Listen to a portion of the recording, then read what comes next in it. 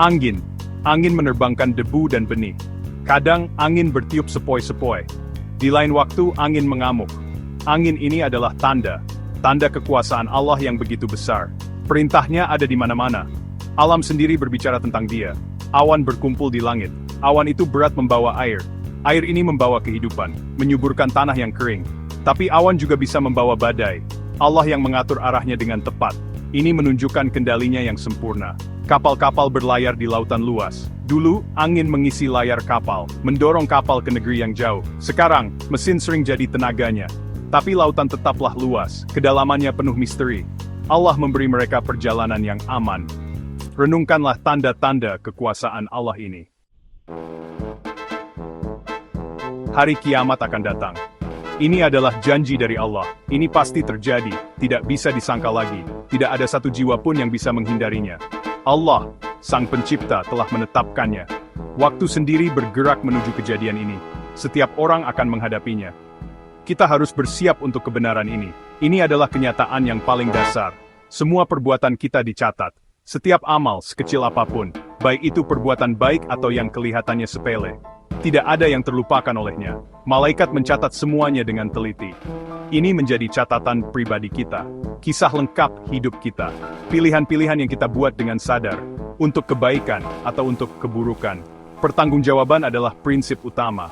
Akibatnya pasti akan mengikuti. Perbuatan baik akan membawa pahala. Perbuatan buruk akan berakibat siksa. Ada orang yang memilih mengingkari kebenaran. Mereka sengaja menutup telinga. Mereka sengaja menutup mata. Mereka mengikuti hawa nafsu sesaat mereka. Kesombongan sering membutakan hati mereka. Mereka mengejek orang-orang yang beriman, mengabaikan tanda-tanda jelas dari Allah. Jalan yang mereka pilih membawa mereka tersesat, jauh dari cahaya, menuju kegelapan. Ini adalah pilihan yang berbahaya. Akhir nasib mereka sudah dijelaskan, yaitu tempat dengan api yang sangat panas. Api yang membakar habis. Ini adalah peringatan yang menyakitkan dan jelas. Penyesalan mereka akan sangat dalam. Tapi saat itu tidak ada jalan keluar. Inilah nasib yang mereka pilih sendiri. Dengan menolak petunjuk dari Allah, dan terus-menerus dalam pengingkaran mereka. Keadaan menyedihkan yang mereka buat sendiri. Mereka akan sangat ingin kembali. Mereka akan memohon kesempatan kedua. Bagian 4, Taman Ketenangan, orang bertakwa dan pahala abadi mereka. Orang-orang bertakwa memilih jalan yang berbeda. Mereka beriman kepada Allah dengan tulus, dan mereka melakukan perbuatan baik. Mereka selalu ingat kepada Allah. Mereka syalat dengan penuh kekhusyukan. Mereka memberi dengan murah hati kepada yang membutuhkan. Hati mereka bersih dan tulus. Mereka aktif mencari ridhanya. Kehidupan mereka jelas menunjukkan iman mereka. Mereka hidup dengan tujuan dan harapan. Surga, taman yang indah, menanti mereka. Taman-taman yang di bawahnya mengalir sungai-sungai.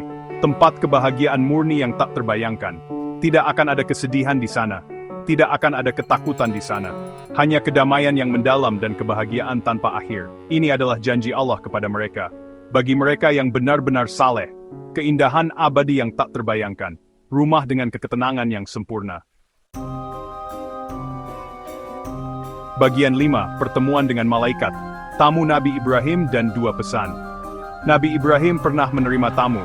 Mereka adalah malaikat dalam wujud manusia. Awalnya beliau tidak mengenali mereka. Beliau menawarkan mereka jamuan yang berlimpah. Ini adalah tindakan mulia dan tanpa pamrih. Beliau menunjukkan kebaikan kepada orang asing. Ini menunjukkan akhlaknya yang luar biasa. Teladan yang bersinar bagi orang beriman. Sambutannya hangat dan tulus. Beliau mewujudkan kedermawanan sejati. Para malaikat membawa kabar baik untuknya. Kabar tentang calon putra Ishak. Ini terjadi di usianya yang sudah sangat tua. Dan istrinya Sarah juga sudah tua. Itu adalah mukjizat yang jelas dari Allah. Menunjukkan kekuasaannya yang tak terbatas dan besar. Kegembiraan memenuhi rumah tua Ibrahim. Keturunannya yang saleh akan berlanjut. Berkah di luar dugaan. Bukti kasih sayang Allah. Tapi para malaikat juga membawa peringatan.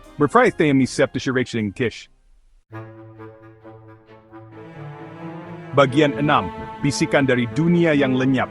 Pelajaran keadilan ilahi. Sejarah menyimpan banyak pelajaran penting. Kaum-kaum kuno menerima peringan jelas. Ingatlah kaum Nabi Nuh. Mereka dengan keras kepala menolak Nabi mereka. Mereka melakukannya selama bertahun-tahun. Kesombongan telah memenuhi hati mereka, maka datanglah banjir besar yang menghancurkan, pelajaran mendalam tentang ketaatan, dan akibat dari pembangkangan. Kisah mereka bergema sepanjang zaman. Kaum Ad memiliki fisik yang kuat. Mereka membangun bangunan megah yang mengesankan, tapi mereka sangat tidak tahu berterima kasih. Mereka dengan sombong menentang tanda-tanda Allah, maka angin dingin yang dahsyat menerpa mereka. Angin itu menghancurkan mereka semua sepenuhnya. Kekuatan duniawi mereka tidak ada artinya, melawan ketetapan akhir dari Allah. Kekuatan mereka lenyap dalam sekejap. Bukti kekuasaan Allah. Kaum Tsamud juga memberontak.